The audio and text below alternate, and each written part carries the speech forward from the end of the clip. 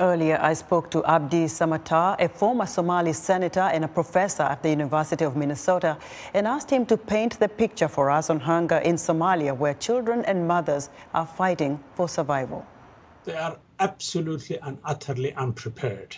There are very few hospitals in the country more broadly. I mean, if you look the number of physicians to the population, you are talking about one physician per 100,000, if not more.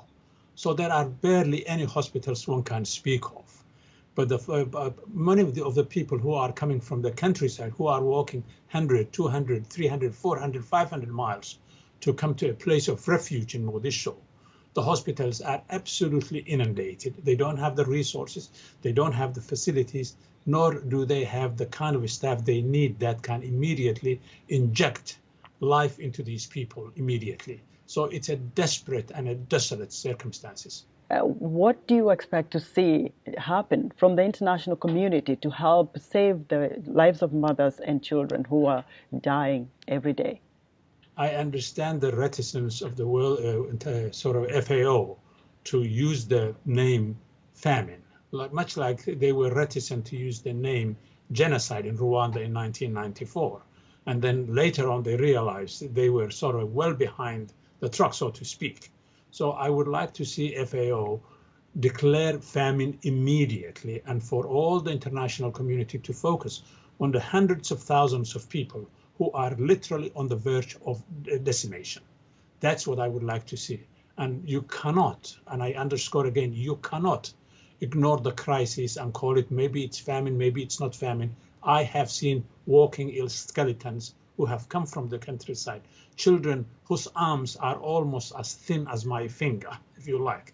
It's high time they declare it.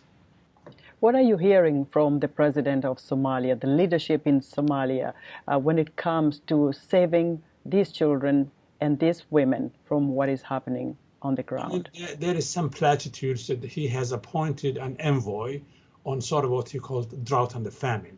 And that gentleman has been going around the world trying to drum support, legitimately doing good work, but it's too little too late. I think what the Somali government should have done, the president should have done day one when he was elected, and I was one of those people who were in parliament who were sort of taking part of that process. That's the day he should have declared famine and immediately put whatever little resources the country has, postpone the fight for Al-Shabaab to the next day once we have saved these people. If you remember in 2011, there was this sort of embargo on the country because of Al-Shabaab. And in the process, 250,000 Somali lives were lost to that famine. We don't want to repeat that. And the president and the parliament need to act immediately. What about Africa? How does Africa come together to help one another when there's a crisis of this magnitude? I appreciate this is a very relevant and central question. I'm conscientiously mindful of that. The African Union has been by and large a flop. There are individual African leaders who are sort of taking the responsibility that's on their shoulders. But what I would have liked to suggest is that there is a contingent of African Union force, military force in Somalia, 20,000 or 21,000 of them. Some of those troops should be deployed to act and help those people who are dying of famine. That's what the African Union in Addis Ababa should have done. That's what President Ruto of Kenya should do. That's what the Ethiopian Prime Minister should do. That's what Cyril Ramaphosa should do.